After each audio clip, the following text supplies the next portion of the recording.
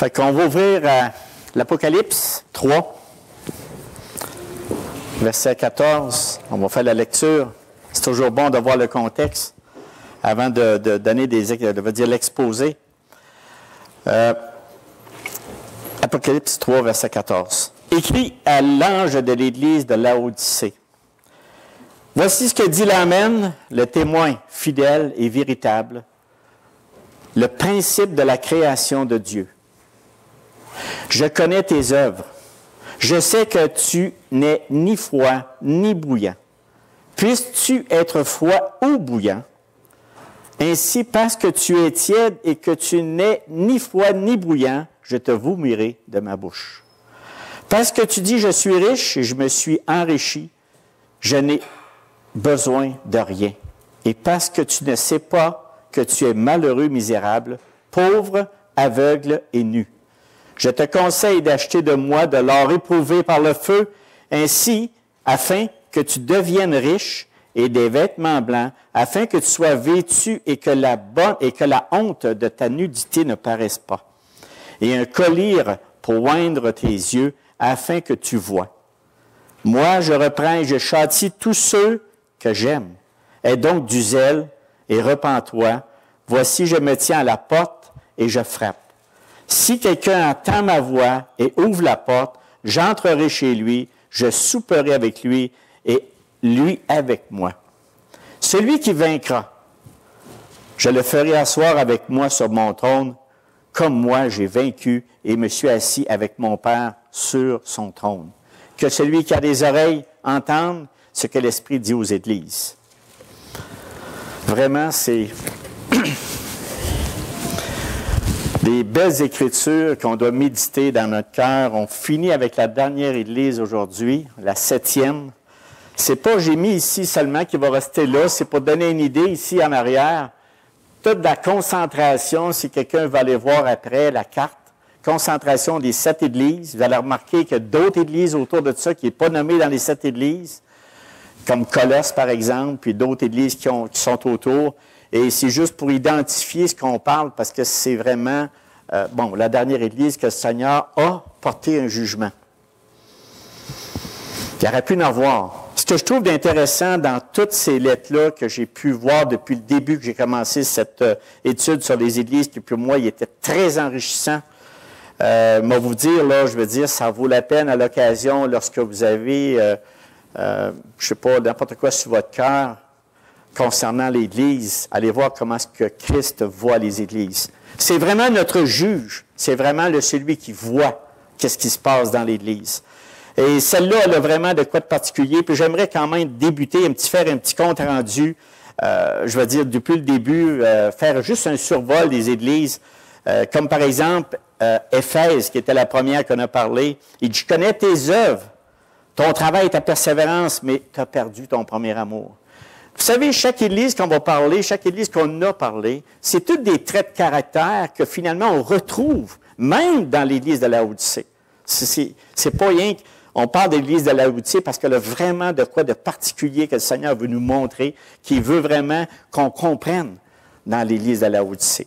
Et Laodicée, là, c'est ça, je vais aller un petit peu plus loin dans les détails, mais on va commencer par continuer ce que les autres églises. La Smyrne, l'église de Smyrne, qui était autour de ça, c'était une église qui était souffrante, c'était une église qui était persévérante, mais elle était tellement persévérante qu'il y avait des martyrs.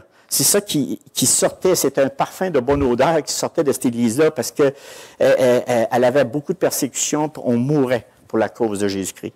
Après ça, Pergame, on laissait introduire dans Pergame des fausses doctrines. Et le Seigneur, il dit, écoute, laisse pas introduire des fausses doctrines.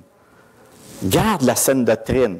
Et à Thyatire, il y a des faux prophètes qui amenaient finalement que le péché est accepté dans l'Église. On vivait, on disait, on loue le Seigneur, mais le péché, il demeurait. Donc, on laissait les faux prophètes dire n'importe quoi au lieu de dire, hey, replace-toi. L'église de Sardes, vous vous souvenez, j'ai mis une image, le cercueil. Hein? On a vraiment une mort spirituelle. On dit qu'on est avec le Seigneur, mais on est mort spirituellement, on ne bouge pas. C'est pas qu'on mérite, c'est pas par des œuvres qu'on va être meilleur devant Dieu, mais en même temps, il veut qu'on soit vivant pour lui, qu'on bouge pour lui. Ça, c'est l'église de Sardes. Et l'Église de Philadelphie, l'avant-dernière qu'on a parlé, c'était l'amour fraternel. C'était vraiment, il donnait un éloge sur les membres, il était fidèle. Il n'y avait rien à lui reprocher, mais il louait la fidélité à sa parole, sa loyauté, l'amour fraternel qu'il y avait les uns pour les autres. Vous savez, dans toutes ces églises, il y a au moins deux éléments importants que ça souligne en toute chose. C'est que l'Église locale, même, on sera toujours pris avec ça. Pris, je veux dire, à des faux prophètes, à des faux docteurs, à des loups féroces, qui n'épargneront pas l'Église. On n'est pas à l'abri de ça. Mais seulement nous, par la parole qu'on va regarder ce matin, c'est d'être encouragé. Pas pour sortir ici en découragé. Ah, c'est la Laodicée qu'on attend. Moi aussi, je n'ai entendu parler de la Laodicée. C'était la pire de toutes. C'était la mauvaise. C'était la pas bonne. Mais on va regarder plus à fond le pourquoi que le Seigneur, qu'est-ce qu'il voulait dire vraiment là-dessus. Il y a une leçon à sortir de là-dedans. Ça, c'était vraiment, ça c'est ce qu'il y a dans toutes les églises. Le facteur commun, c'est que tu auras toujours des personnes mal intentionnées qui viennent des églises. Ça, je veux dire, mes frères, mes sœurs, ne soyez pas surpris, ne soyez pas découragés. C'est à nous à veiller, à regarder les Écritures, de regarder vraiment. Ça, c'est mes deux petits-enfants, fait qu'ils sont là. Ah, ils sont en avant, ils écoutent tout ça. Ben, ça va bien. Bon, OK. Maintenant, le mot qui frappe, l'autre mot qu'on a dans les églises, c'est que automatiquement, toutes les églises locales sont affectées par la culture. On est dans Rwanda, au Québec. L'église locale, en Italie, à Rome, elle n'est pas pareille. Ça ne sera pas pareil, la culture, les éléments, vous arrivez là, vous êtes en voyage, vous allez à une église locale, bien, vous avez des petites différences au niveau de la culture. Mais qu'est-ce qui doit nous unir? C'est toujours la cause de Jésus-Christ. C'est toujours ça qu'on doit avoir en plein. Donc, ne nous surprenons pas. On va voir des différences dans les églises parce que dans ces 7 églises-là, il y avait des caractères différents. Et vous avez remarqué qu'à chaque fois, je vous ai parlé de la ville et puis je vous ai parlé aussi de ce qui vivait dans la ville. La même chose qu'on va faire aujourd'hui. On va parler de Laodicée. Puis pourquoi il est tellement? Puis pourquoi que le Seigneur prend cet exemple-là? Qui prend l'exemple qu'on va parler tantôt. Elle, l'église de Laodicée, c'est une église qui était tiède. Vous savez, tiède. Avant d'entreprendre ce petit bout-là, c'est que toutes les églises locales du monde entier, qu'importe l'environnement, elles devraient être tous Christologie, Christ au centre, complètement centrées sur Jésus-Christ. C'est la base fondamentale de toute église locale. Voilà. Maintenant, l'église de Laodicée, c'est parce qu'elle déclare et reconnaît publiquement l'œuvre du Seigneur Jésus-Christ, mais par son style de vie. Je vais parler d'un style de vie. Nous pouvons voir et remarquer qu'elle ne dépend pas de Dieu et de son Fils Jésus-Christ. Et c'est très subtil. C'est subtil.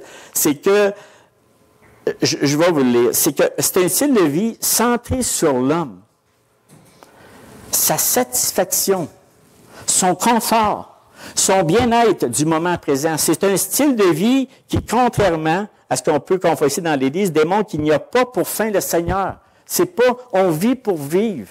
C'est-à-dire, mais l'Église, ça fait partie de la routine. Je m'en vais au Walmart, je m'en vais au IGA, on va faire l'épicerie. Ben là, j'allais à l'Église.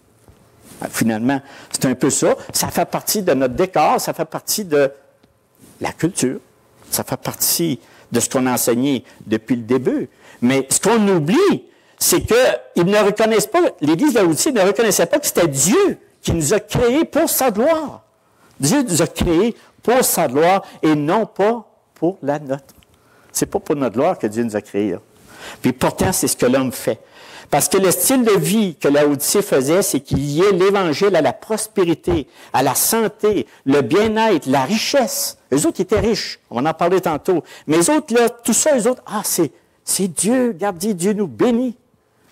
Donc, l'Évangile des droits de l'homme, c'est ça qu'on appelle. On peut identifier l'Église de Laodicée un Évangile des droits de l'homme.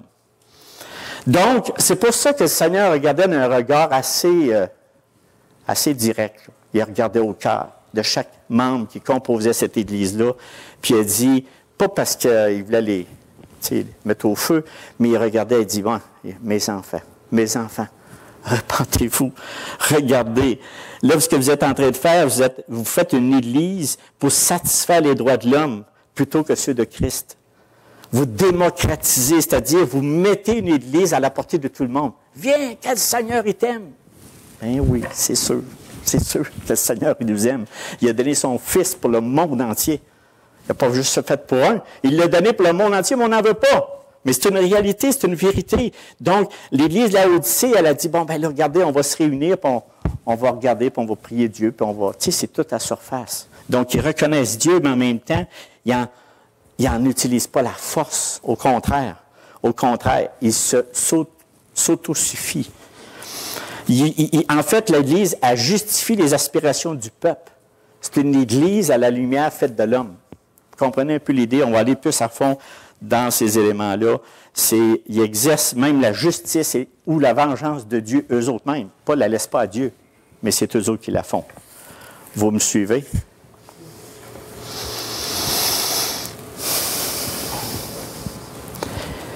Ils peuvent être sincères, zélés, religieux, mais qu'est-ce qu'ils font?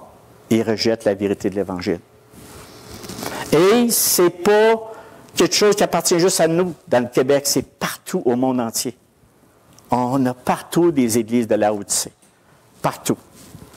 Et nous, en tant qu'enfants de Dieu, on a besoin de connaître qu'est-ce que Dieu pense de ces genres d'églises-là, puis la genre d'église qu'ils n'aiment pas. Écoutez, là, à un moment donné, du Dieu nous dit, oui, mais il y a plus que ça. Il y a un but bien spécifique pourquoi que le Seigneur nous a rachetés. Donc, pourtant, notre Seigneur nous appelle à avoir un style de vie où ce ne sont pas les choses présentes, mais lui, Jésus, qui est la dernière, qui est la pour fin dernière. C'est un style de vie centré sur Christ, où ce qui est recherché, c'est pas la réussite de ci-bas, c'est pas notre réussite professionnelle, notre réussite. Écoute, ça naît, mais c'est pas ça que le Seigneur veut, c'est nos cœurs. Il veut qu'on soit transformé par sa parole, changé. Il veut avoir une relation authentique avec nous. Pas un peu, authentique, réelle. Pas froid, pas tiède. Froid ou chaud, mais pas tiède. OK? Donc, mon but, là, ce matin, avec le message de Laodicée, c'est que Dieu veut. Ce que Dieu veut, c'est notre sanctification. L'Église locale qui entend et met en pratique la parole de Dieu est une Église qui fait la volonté du Seigneur et elle est un vrai témoignage auprès de sa ville. Vraiment. Et à chaque Église, le Seigneur a fait une analogie. Chaque Église. Bien pensé, le Seigneur ne fait rien à moitié, il fait quelque chose toujours très bien et correct. Nous, on doit en tirer la leçon. La ville, c'est quoi la ville? La ville, c'est la 7e ville. Elle n'était pas loin de Philadelphie, 65 km, elle était à 15 km de Colosse. Hiérapolis, c'était à 10 km, on voit, c'était un peu centré, il y avait d'autres villes, mais aussi, Colosse était près de cette église de Laodicée, donc il y a un petit quelque chose qu'il est obligé de corriger dans l'église, mais on va en parler un peu plus tard. Ce qu'il y avait de spécifique dans cette ville, c'est que c'était un centre, il était vraiment célèbre pour leur source thermale chaude, qui attirait de nombreux malades, et on pouvait trouver toutes sortes de températures. Tu sais, tu n'as pas besoin de mettre un chauffe-eau. Il y avait toutes sortes de températures. Il y avait de l'eau froide, il y avait de l'eau chaude et il y avait de l'eau tiède aussi. Et eux, il n'y avait pas nécessairement tout ça dans la ville. Il fallait qu'ils fassent lire de plus loin pour comprendre l'analogie. Et puis, pour avoir l'eau, quand elle arrivait à la ville, bien, elle était tiède. Et ça, j'ai une analogie tantôt que je vais vous donner, mais je veux juste vous parler. C'est pourquoi que le Seigneur, il parle de cette ville-là avec l'eau froide, chaude et tiède ou tiède. C'était une ville aussi qui était vraiment, était imprenable, mais vulnérable à cause de l'eau. Si tu n'as pas d'eau, ça fait quoi? Ben, écoute, c'est un danger. Donc, il y a vraiment 3 points particuliers que le Seigneur sort là-dedans dans cette église. C'est que c'est une ville commerciale très riche, extrêmement riches, au point qu'un coup, à un moment donné, il y a eu une catastrophe, la ville a été détruite. Bien, ils ont dit, reste à tes places, là. Nous autres, on va se servir, on va se rebâtir tout seul. Fait que, il avait même pas besoin de l'argent des autres, donc il y avait ses opérations bancaires, toutes les choses mais c'était une ville riche.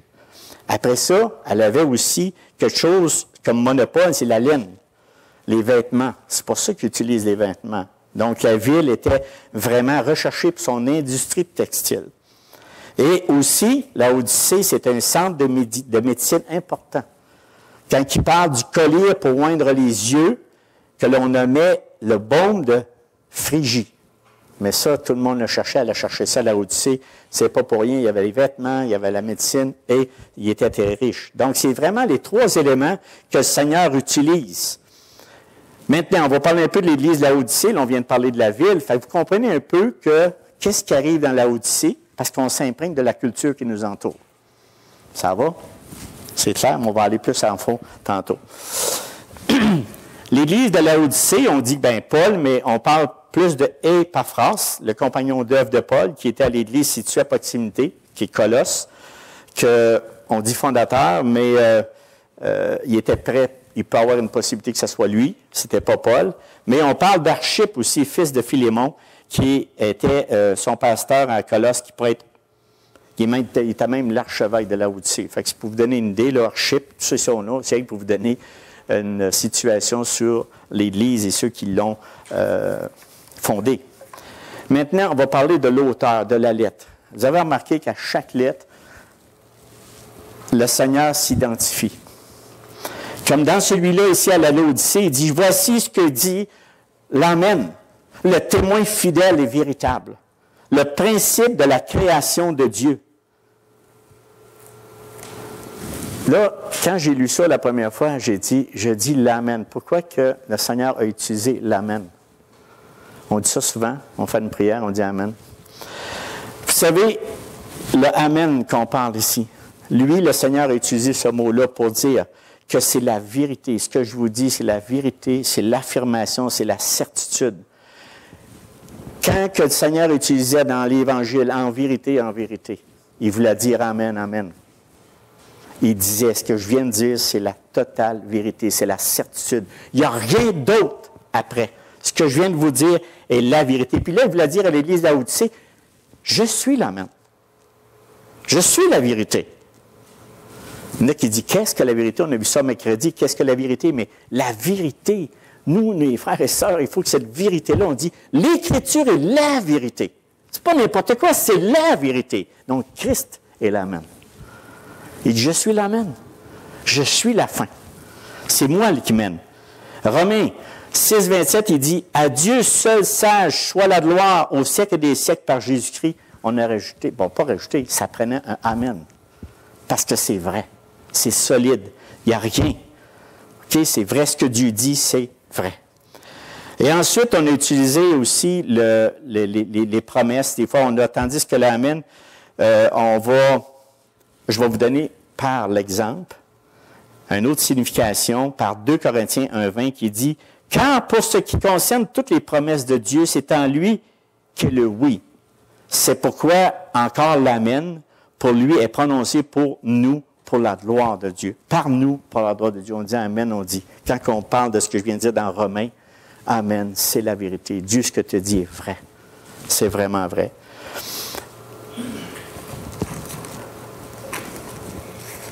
C'est lui le garant du trésor spirituel. C'est lui qui possède tout entre les mains. C'est pas pour rien. Il n'a pas utilisé le Amen au travers. Ah, ben, moi, dire Amen. Le Seigneur a dit, je suis l'Amen. Et on a une autre troisième signification ici, c'est que l'Amen est la conclusion, la fin de tout qu'on voit dans Apocalypse 22, 20. C'est le dernier mot de la Bible et ça fait, Christ est l'Amen. Apocalypse 22, 20 dit ceci. Celui qui atteste ces choses dit, oui, je viens bientôt, Amen. Viens, Jésus, Seigneur Jésus. Je viens bientôt, Amen. C'est certain, c'est sûr. Vous n'avez pas peur, là? L'Odyssée, là, vous ne vous réveillez pas, là? Hey, je suis l'Amen. C'est ça qu'il veut dire à l'Odyssée, à l'Église de l'Odyssée. Je suis l'Amen. Il est aussi le témoin fidèle et véritable. Il est entièrement digne de confiance. Ses propos sont parfaitement exacts. Son témoignage est fiable. Parce que Jésus-Christ est le chemin, la vérité et la vie. Vous savez qu'il pouvait juger l'Église de Laodicée avec tout ce critère-là. Il pouvait y donner un jugement à l'Église de Laodicée. Après ça, ici, il dit le principe de la création de Dieu. Il a ajouté ça parce que dans l'Église de Laodicée, on doutait. En fait, on doutait. On n'en voyait pas la puissance. Et eux, ils étaient comme à Colosse, quand que Paul a écrit à Colosse, pour lui faire rappeler qu'il y a un seul Dieu, un seul Maître, et le Christ qu'on parle, c'est lui qui a créé toutes choses. Il n'a pas été créé par Dieu. Il était là avant. C'était une hérésie. Et puis lui, il voulait dire à Laodicée, je suis le Christ qui était avant, je n'ai pas été créé, j'étais là avant, puis je suis là. Donc, le principe de la création, il voulait vraiment renforcer le point que c'est lui qui avait tout créé, c'est lui qui avait tout fait. C'est juste pour vous donner vraiment les éléments que Christ, quand il s'est identifié, l'auteur de cette lettre, il voulait mettre des points très importants pour vraiment dire, ce que je vais dire par la suite, je peux vous le dire, avec certitude, avec profondeur, avec, je dirais même, avec justice. C'était pas à moitié. Ici, on le voit, j'ai sorti un texte ici dans Colosse qui était vraiment le point que le Seigneur voulait soulever, Colosse 1, 15 à 17, il dit « Le Fils est l'image du Dieu invisible, le premier-né de toute la création, car en lui ont été créées toutes les choses qui sont dans les cieux et sur la terre, les visibles et les invisibles, trône, dignité, domination, autorité, tout a été créé par lui et pour lui. » Donc, Christ est vraiment la source de la création, la personne suprême de la création. Colosse 1, 15, 17. Bienvenue. Vous savez, c'est à cause de cette hérésie qui était vraiment intolérable au sujet de la personne de Christ que l'Église de Laodicée était morte spirituellement. C'est grave quand on ne reconnaît pas sa suprématie, quand on ne saisit pas toute la puissance que notre Seigneur Jésus-Christ a. C'est vraiment grave. Il faut se repentir de ça. Donc, c'était la négation de sa divinité. C'est juste un être humain qui a été créé dans le ventre de Marie, puis tout est là. Non, non. Il était vraiment, il faut avoir ça vraiment en tête, que ça n'a pas été fait comme ça. Donc, c'était une hérésie de Laodicée. Maintenant, ce que le Seigneur fait avec ça, c'est, il utilise des symptômes. Et ça devrait, faut, mes frères, mes sœurs, retenir ça. C'est le but de la leçon. Ce matin, c'est le sujet d'inquiétude du Seigneur Jésus-Christ. Il dit, « Je connais tes œuvres, je sais que tu n'es ni froid ni bouillant. Puisses-tu être froid ou bouillant? Ainsi, parce que tu es tiède et que tu n'es ni froid ni bouillant, je te vomirai de ma bouche. » C'est pas n'importe quoi, là. Parce que tu dis, « Je suis riche, je me suis enrichi, je n'ai besoin de rien. » Et parce que tu ne sais pas que tu es malheureux, misérable, pauvre, aveugle et nu.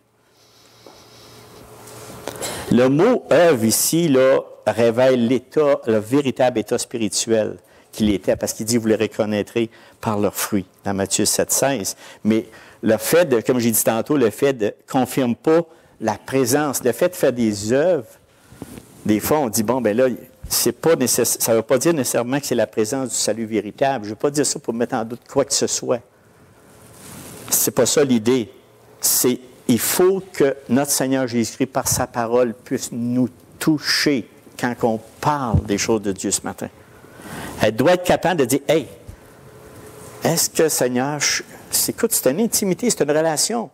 Je ne mets pas en doute ce que le Seigneur fait. Mais nous, en tant qu'enfants de Dieu, on doit constamment, et on va le voir un petit peu plus loin, se regarder à la lumière des Écritures. Premier symptôme, tiède.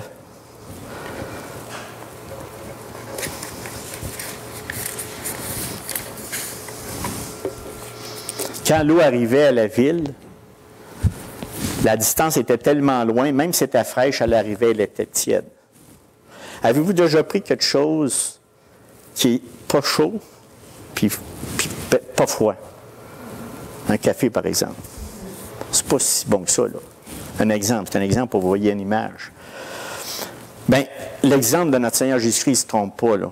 Pour lui, là, ça te donne des nausées, ça te donne un mal de cœur, dépendamment comment on est, mais pour l'eau, là, l'eau de la tiède de la Odyssée n'était bonne à rien. C'est ça que ça faisait. Fait que c'est pour ça qu'il, lui, voulait donner un exemple. Notre Seigneur Jésus-Christ, il dit, la question à moi que je vous pose ce matin, sommes-nous pour le Seigneur une source de chaleur ou de rafraîchissement? Ou le goût qu'il ressent à notre contact est-il même que celui qu'il ressentait avec celle de la Odyssée? Une boisson tiède, qui n'a pas de goût. C'est une question qu'on se pose. On doit se poser cette question-là. C'est ça que l'Écriture fait. L'Écriture est là pour qu'on s'analyse nos vies à rapport avec notre Seigneur Jésus-Christ. Notre relation, elle est tiède ou elle est froide? J'expliquerai froid et bouillant tantôt, là, mais je veux juste qu'on prenne conscience de ça. Le Seigneur ici, dans Proverbe 25, 13, il dit « Comme la fraîcheur de la neige au temps de la moisson est un messager fidèle pour celui qui l'envoie, il restaure l'âme de son maître. » Parce que c'est froid ou c'est chaud. Mais tu sais, il n'aime pas tiède. Comprenez-vous? Tu sais, il y en a qui vont dire qu'il est froid parce qu'il n'est pas... Non, non. Que ce soit faux, tu aimes ça, une bonne boisson fraîche, puis tu aimes un bon café chaud. Bon, mais c'est ça que je veux dire. Si je dis dans Jérémie 29, il dit, si je dis je ne ferai plus mention de lui, je ne parlerai plus en son nom, il y a dans mon cœur, dit Jérémie, un feu dévorant qui est renfermé dans mes os. Je m'efforce de le contenir et je ne le puis. Tu sais, il va dire, il était bouillant, lui, là. Il était en feu. OK? Dans quel état se trouve notre cœur ce matin, mes frères et mes sœurs, pour le Seigneur? Dans quelle situation? Comment on se sent? Sachons qu'il nous est impossible d'être agréable au Seigneur si nous n'avons ni entrain, ni zèle, ni fidèle envers lui. Il n'y a pas, matin, on va aller, on va écouter le message, c'était bon, hein? 1h30, 2 heures de fraternité, mais je ne dis pas ça pour vous chicaner, mais est-ce qu'on a sorti avec quelque chose qui fait bouillir? Puis dit, Seigneur, je pense que là, il y a des petites choses qu'il faut que je remette avec toi. Je vais vraiment me mettre ça au pied de la croix, puis je veux vraiment, Seigneur, que tu me changes, que tu me transformes. Vous savez, le Seigneur, il compare l'eau croupée et tiède dans l'état spirituel de la Odyssée. C'est une réprimande vraiment sévère, puissante et choquante, parce qu'il dit, « Ainsi, parce que tu es tiède et que tu n'es ni froid ni bouillant, je te vomirai de ma bouche. » C'est quand même pas rien, là. Si on prend les mots textuels, c'est pas rien, là. Ça veut dire, Seigneur, je ne dis pas qu'on peut faire des choses. Merci, Seigneur, de nous sanctifier chaque jour. Merci, Seigneur, de prendre soin de nous chaque jour. Je ne vous dis pas, mes frères, que c'est dans nos mains. C'est dans ses mains. Mais maintenant, on se laisse-tu mouler? C'est ça la question. Est-ce qu'on se laisse-tu mouler?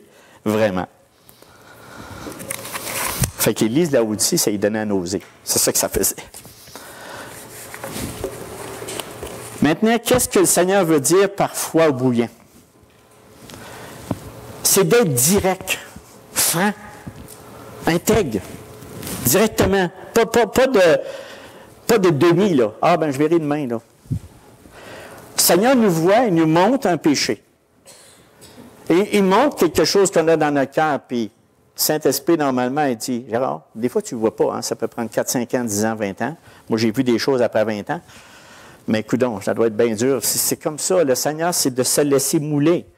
Écoutez bien ici, la sainteté ne consiste pas en une liste de prescriptions et d'interdictions, mais en conformité au caractère de Dieu et en obéissance à sa volonté. On voit quelque chose, on dit, Seigneur, transforme-moi, change-moi. J'ai un petit goût de mentir. Je devrais me souvenir que le Seigneur est mort pour moi. J'arrête de mentir. Des choses, c'est direct, ça. C'est fort bouillant, je m'en occupe. OK? Eux vivaient, c'est pas grave. Il y avait le style de vie de ce monde, puis en disant, bien, Seigneur, on va à l'église, c'est correct. Mais non, ils connaissaient Dieu, mais en même temps, ils ne faisaient pas ce que Dieu veut qu'on fasse dans nos vies. Des transformations du cœur. Puis si vous en cherchez, j'ai une petite liste, cite l'impiété, l'inquiétude, la frustration, le mécontentement, l'ingratitude, l'orgueil, l'égoïsme, la maîtrise de soi, le manque de maîtrise de soi, l'impatience, l'irritabilité, la colère, les mauvais fruits de la colère, le jugement, l'envie, la jalousie, l'esprit de compétition, besoin de dominer, le péché de la langue. Il y en a-tu? Il y en a plein. La mondanité, il y en a plein. Donc, le Seigneur ne demande pas de tout régler ça, mais il dit, quand tu le vois, remets ça au pied de la croix. Puis nous, entre les frères et sœurs, on est là pour ça ce matin. C'est pas de demeurer tiède, c'est de devenir froid ou bouillant pour le Seigneur.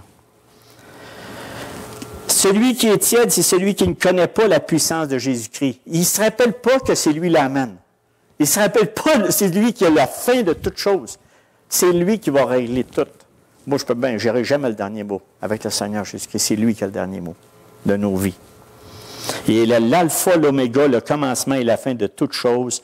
La personne qui est tiède dans la haute, c'est que ça ne faisait ni chaud ni froid. L'Évangile ne fait ni chaud ni froid, ça ne fait rien. Il n'y a pas de changement. Ça ne suscite aucune réaction. Il ne s'intéresse même pas à Christ. Il dit, oui, mais il parle là-dessus. Oui, ça existe. Je ne s'ouvre pas la tête, ça existe. Exactement. Celui qui est tiède n'appartient à aucune des deux catégories. Il n'est pas véritablement. Là, on n'arrive pas à le dire. Il n'est pas transformé par le Seigneur Jésus-Christ. Il n'est pas à son écoute. Il ne s'en cache pas non plus. Il parle de Dieu, il ne s'en cache pas, mais il n'est pas hypocrite, mais c'est comme s'il ne voyait pas la conséquence de ce qui s'en vient. C'est comme s'il ne reconnaissait pas l'amen, la fin de toute chose.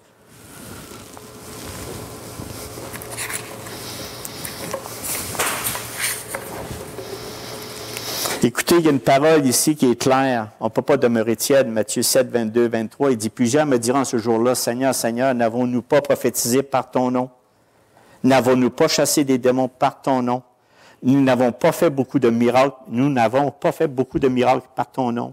Alors je vous dirai ouvertement, je ne vous ai jamais connu. Retirez-vous de moi, vous qui commettez l'iniquité. »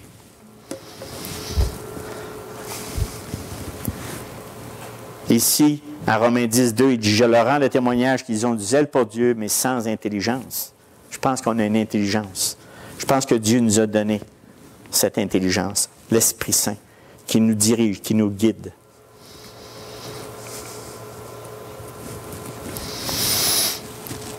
C'est la pire état spirituel qu'on peut avoir. C'est le clou, hein? Premièrement, c'est le clou du message de ce matin. C'est le pire état spirituel qu'on peut avoir, c'est d'être tiède. Gardez nos pensées humaines du cœur au lieu de mettre celles des pensées divines dans notre cœur. T'es mieux pas être là. T'es mieux pas être là. C'est soit tu sois froid ou tu es bouillant, mais fais quelque chose. Reste, transforme. Laissons-nous nous transformer par notre Seigneur Jésus-Christ. L'autre symptôme qu'il y avait, c'est l'autosuffisance qu'on a parlé tantôt, parce que tu dis que je suis riche, je me suis enrichi, je n'ai besoin de rien, et parce que tu ne sais pas que tu es malheureux, misérable, pauvre, aveugle et nu. Écoutez, la richesse, comme par exemple quand l'Écriture parle de ce jeune homme riche dans Matthieu, après, qui a dit ce qu'il fallait faire, viens, vends tout ce que tu as, puis viens avec moi. Il a parti bien malheureux. Fait que l'argent, quand on a beaucoup de richesse, beaucoup de contentement, parce que c'était une église qui se rassemblait, qui était là, mais la richesse les aveuglait. Il ne l'utilisait pas pour les bonnes choses. Il était autosuffisant. Tu dis, je mange, je dors, j'ai une maison, j'ai tout ce qu'il faut, je n'ai pas besoin de l'Éternel. C'est ça que ça veut dire. Je n'ai pas besoin de me nourrir. Il ne ressent aucun besoin d'être avec le Seigneur, de se nourrir de sa parole, j'ai tout. Mais je connais le Seigneur. Je connais le Seigneur.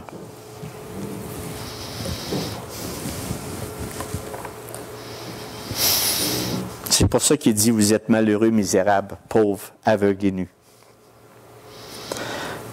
Vous savez, c'est pas drôle d'être comme ça. C'est mieux d'être très pauvre des fois, mais c'est ça des fois qu'on va essayer de dire. Ah, si t'es pauvre, t'es correct. Pas mieux non plus, là. Tu peux être riche, c'est pas ça que je parle du tout. C'est l'autosuffisance de ne pas avoir besoin de notre Seigneur Jésus-Christ pour vivre. Et nous, c'est le contraire. On a besoin de lui pour vivre. Bien, vous savez ce qu'il nous réserve.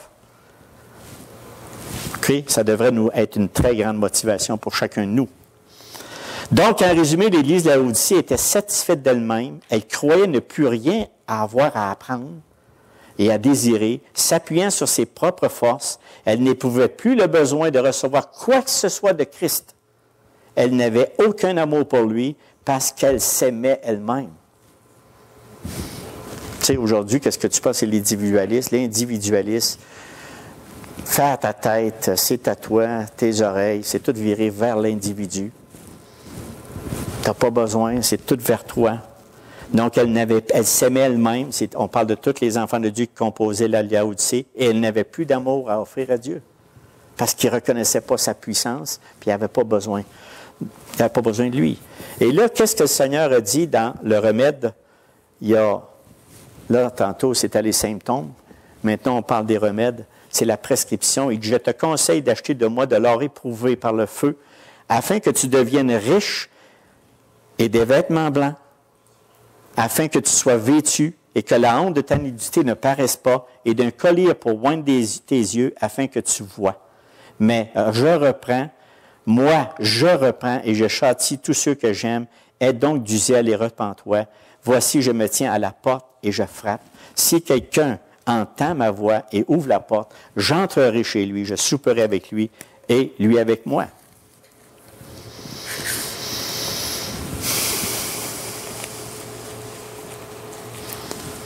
Vous savez, notre Seigneur Jésus-Christ, il aurait pu d'un clic, tu sais, des fois on fait ça de même d'un clic, tout détruire l'Église.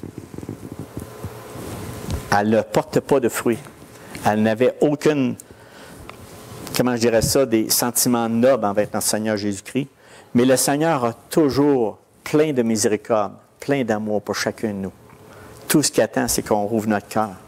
Tout ce qu'il attend, c'est que nous, il vient de donner ici à la Odyssée 3 éléments. Garde, de l'or, un vêtement spirituel, puis une vue spirituelle. Puis il a pris 3 exemples. L'or spirituel, on sait que quand on a de l'or qu'on a qui est pur, a été, comme on dit, passé au feu. Tu n'as pas de l'or comme ça que tu trouves. Il faut que ça soit passé. Il y a toujours quelque chose dans l'or qui fait qu'il est dedans. Pour devenir de l'or pur, il faut que ça passe éprouvé par le feu.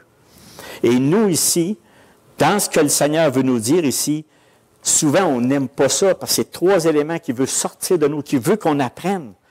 On a des souffrances, on a des éléments. Regardez ce que Pierre dit ici. C'est là ce qui fait votre joie. Quoique maintenant, puisqu'il le faut, vous soyez attristés pour un peu de temps par diverses épreuves, afin que l'épreuve de votre foi, plus précieuse que l'or périssable, qui cependant est éprouvée par le feu, ait pour résultat la louange, la gloire, l'honneur, et lorsque Jésus-Christ apparaîtra.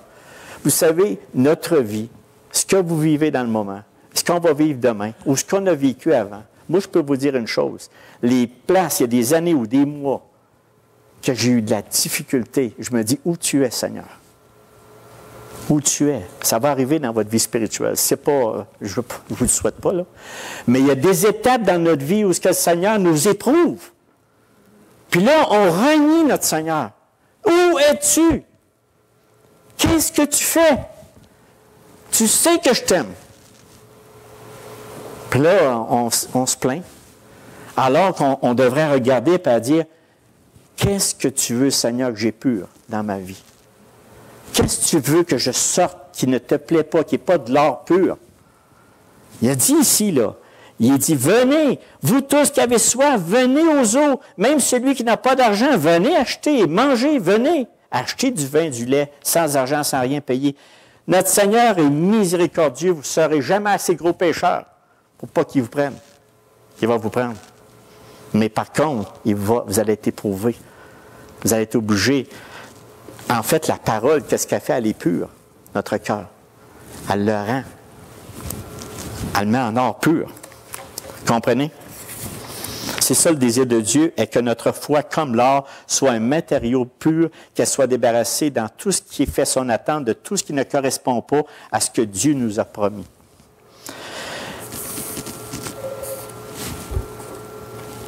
J'ai une petite phrase ici que j'aimerais vous dire dans tout cela. Rappelons-nous toujours que si Dieu nous déçoit, cela n'est dû en rien au fait qu'il n'honorerait pas ses promesses à notre égard, mais uniquement au fait que nous avions envers ce que nous avions envers lui des attentes pour lesquelles il ne s'est jamais engagé. Vous l'avez bien saisi. Il y a des choses qu'on s'attend de Dieu que lui, il n'a jamais.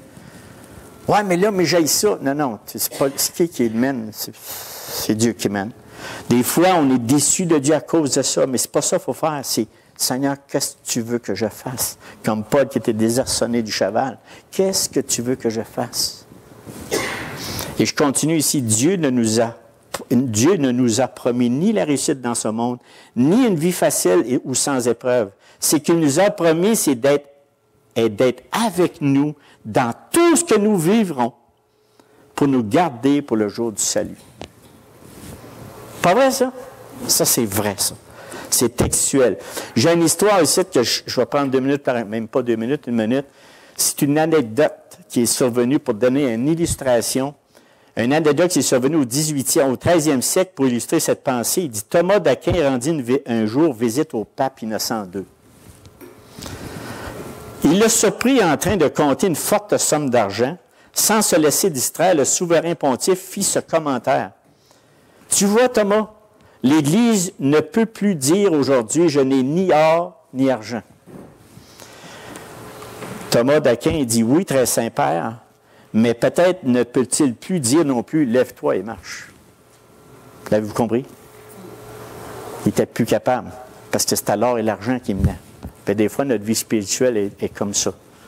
Là, j'ai donné un exemple parce qu'on pense tout à l'Église catholique, mais souvent, on tombe dans le matériel, puis regarde, le Seigneur, il nous bénit. Mais en réalité, il y a des gros miracles qui se font plus que ça dans nos vies. Ça donne une idée de ce que le Seigneur veut faire avec l'or. OK? Ça veut dire dans nos cœurs. C'est seulement quand l'Église achète de l'or et de l'argent, de la parole divine, de la vraie foi et de la position de victoire en Christ. C'est seulement comme ça. Ces richesses véritables éprouvées par le feu, on prend conscience que toutes les valeurs sont éphémères autour de nous. C'est celle-là que moi je veux refaire ressortir par le Seigneur. Maintenant, 2, c'est acheter des vêtements blancs.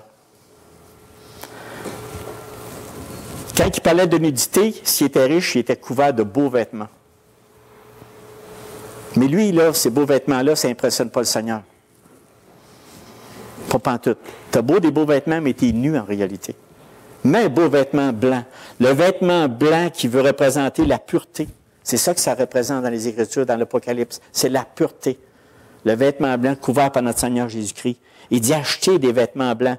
Les vêtements blancs, dans l'Apocalypse, c'est à la fois les œuvres et la marque du caractère chrétien qui parle les saints devant Dieu.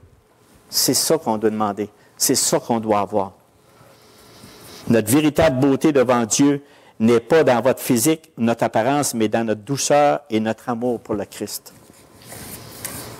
On a ça ici, Apocalypse 19:8. Il dit, « Et lui a été donné de se revêtir d'un fin lin éclatant pur, car le fin lin, ce sont les œuvres justes des saints, dans Apocalypse 19:8. Et après ça, il dit, « Le collier pour oindre des yeux, afin qu'il voie. » Vous savez, on a plusieurs écritures qui disent ici, l'œil a dit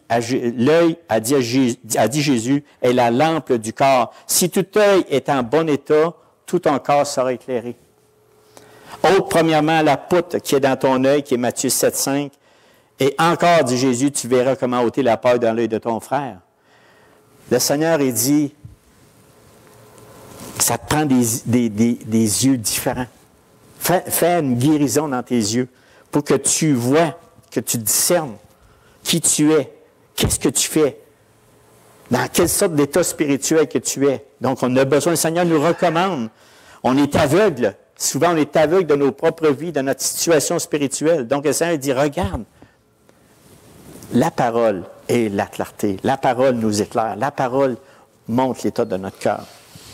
Donc, c'est vraiment les 3 remèdes, le Seigneur ici, qui nous donne.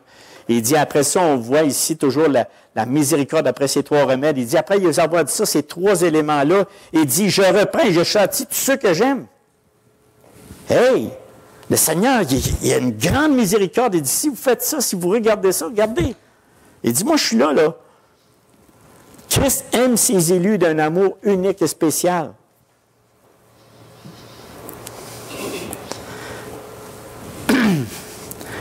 Le mot reprend, il veut dire exposer, reconnaître coupable, de se reconnaître qu'on a besoin de lui, de reconnaître qu'on a besoin de sa présence dans nos vies.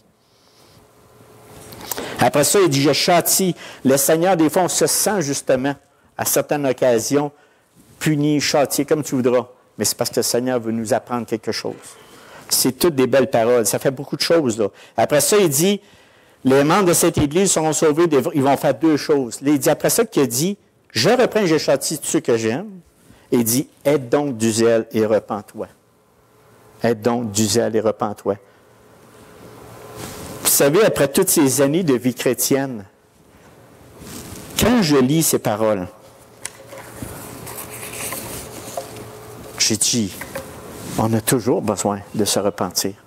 Si on lit la parole de Dieu, notre situation, notre cœur, tout ce que j'ai nommé tantôt, il appelle ça les 18 péchés accommodés par les chrétiens.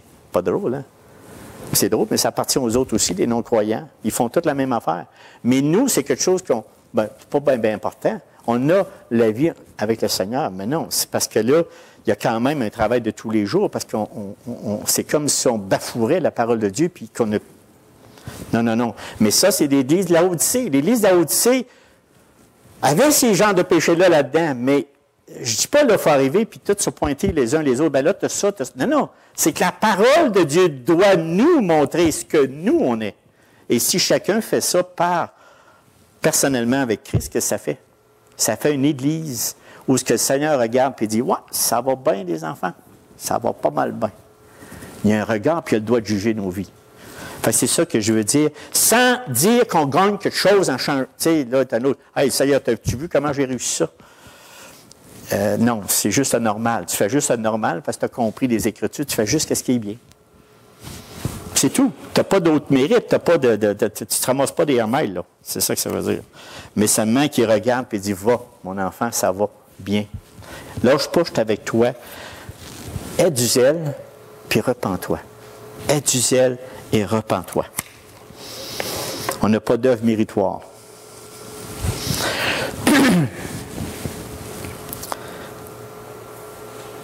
En fait, le message que Christ donne aux membres ici de l'Église de Laodicée, il dit « Recherche ma face avec zèle, la repentance afin que tu aies la vie. » La vie en elle-même. Il faut que tu aies la vie avec le Seigneur.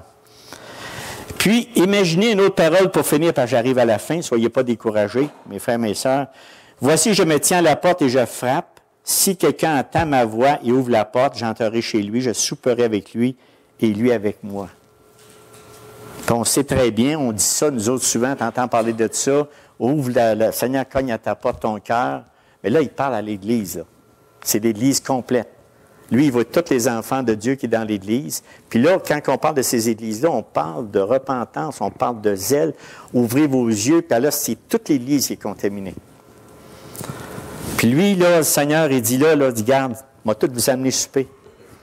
Vous ouvrez la porte. Moi, je frappe à votre porte, puis je suis en train de vous dire des choses. Là. Qu'est-ce que vous faites?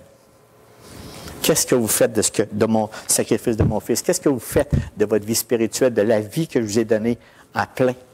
Qu'est-ce que vous en faites? Puis s'il rouvre la porte, bien c'est sûr, le Seigneur va s'en occuper. Et le conseil que l'Apocalypse 3, 21, 22 dit, après avoir fait ça, tu te repens, qui est toujours la bonne situation, la bonne manière de faire, c'est celui qui vaincra, je le ferai asseoir avec moi sur mon trône. Comme moi j'ai vaincu et me suis assis avec mon Père sur son trône, que celui qui a des oreilles entende ce que l'Esprit dit aux Églises. Quelle belle promesse que Christ fait à son Église. On s'appuie-tu là-dessus? Vous n'allez pas l'air enthousiaste pendant tout. Appuyez-vous là-dessus, allez-y. Mais vous avez raison, parce que là, je vais peut-être vous êtes en train peut-être avec le Seigneur, tout ça, là, vous êtes peut-être rendu à côté de lui, là, mais ce que je veux dire, c'est que c'est une promesse qui est bon à entendre, qui est bonne, qui goûte bon. C'est parce que oui, il y a des épreuves, oui, il y a ces choses-là, oui, c'est vrai, puis on n'aime pas se faire dire ça, puis on a dit, bon, non. Mais quand même, Matthieu 19, 28, il dit, je vous dis en vérité, quand le Fils de l'homme, au renouvellement de toutes choses, sera assis sur le trône de sa gloire, vous qui m'avez suivi, vous serez de même assis sur 12 trônes et vous jugerez les 12 tribus d'Israël. On parle, mais nous autres, on ne sera pas si loin que ça. Là. Moi, des fois, je me dis, comment qu'on va être? Il n'y en aura pas rien que 100. Là. On va des millions. C'est pas... Ah, on dit, on était peut-être 15. Non, il va en avoir du monde. Je ne sais pas comment ça va t'organiser, mais il y a une chose que je peux vous dire. Je vais être là. C'est pas votre cas. Moi, je veux être là. Je veux participer aux noces d'agneau. Je veux être là. Je veux voir ce qui se passe. Avec toutes ces années, parce que ces choses-là nous accrochent des fois, puis on dit, hey, voyons, mais qu'est-ce que je fais là? Puis on a toujours l'ennemi, il y a toujours notre chair qui nous pousse, puis il dit, ouais, c'est une niaiserie, ça. Non, non, non. Ramenons-nous aux promesses. Ramenons-nous ce que lui nous a réservé à la fin. C'est vrai ce que je vous dis. C'est le Amen. Hey, c'est le Amen. C'est le Seigneur qui l'a dit. Il l'a dit, puis si lui qui persévère, si on a la foi, c'est Dieu qui nous la donne. Mais gardons cette foi. Et ça va faire ce qui est écrit ici, dans 2 Timothée 2,12. Il dit, si nous persévérons, nous régnerons aussi avec lui. Ça, on va le faire. Peut-être pas les trônes d'Israël, c'est réservé à ce que Dieu a mis réservé, mais c'est pas important, moi, que je sois dans le dernier, là. Hey! C'est pas grave, je vais être là. C'est ça que je faut être là, c'est d'être là. C'est pas d'avoir la première place. C'est pas ça qui est important, c'est d'être avec le Seigneur Jésus-Christ. Si nous le renions, lui aussi nous reniera. Retenez ça.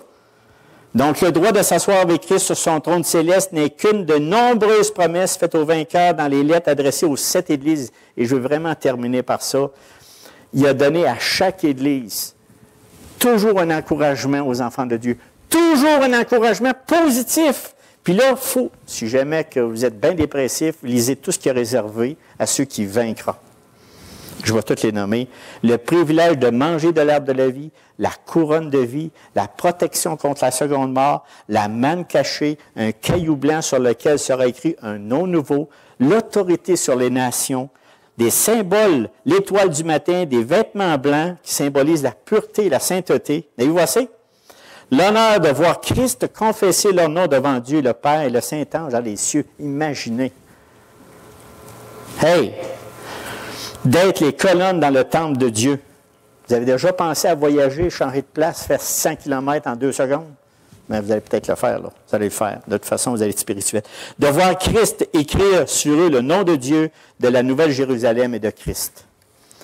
Et il a terminé, il dit, celui qui a des oreilles, entende ce que l'Esprit dit aux églises. Je termine avec les églises et c'est terminé pour moi là. C'est un rafraîchissement. Les 7 églises que le Seigneur met, gardons ça dans notre cœur. C'est pas juste, c'est vraiment la pensée de Dieu sur son Église. Son Église. Il a le droit de nous juger. Il a le droit de nous regarder. Puis là, le Seigneur doit... Non, il doit faire ça. Puis les leçons qu'on retire dans chaque Église, c'est une leçon qu'on doit retenir dans notre cœur. Sortons les éléments dans chaque Église. L'amour qui se refroidit des fois, il faut aller voir Éphèse. Quand on est rendu, là, que l'esprit de ce monde est trop rendu dans nous autres, qu'on veut voir l'Église comme ce monde, on n'a plus dedans, là. On est là Odyssée. Fait que c'est toutes ces choses-là. Je vous laisse avec ça, mes frères, mes sœurs. C'est beaucoup de versets, puis il y a beaucoup de stock là-dedans, mais l'essentiel a été dit. Puis soyez bénis par sa parole. Puis on va terminer en prière pour vous laisser aller dîner. Merci Seigneur pour ce temps qu'on a eu ensemble. C'est des versets qui sont extrêmement importants. C'est des versets qui nous touchent. C'est des versets qui nous encouragent. C'est des versets qui nous amènent à la vigilance, qui nous amènent à ne pas avoir un style de vie qui est différent de toi, c'est-à-dire une apparence. Tu veux pas, Seigneur, qu'on soit une apparence. Tu veux qu'on soit authentique et véridique. On demande, Seigneur, que ta parole nous purifie toujours, à tous les jours de notre vie, afin qu'on puisse être les disciples, les enfants de Dieu que toi, tu veux qu'on soit. Puis on veut s'en remettre à toi, puis on veut te glorifier, Seigneur, que ce que tu fais dans nos vies à chaque jour. On te le demande au nom de ton Saint puissant Fils Jésus. Amen.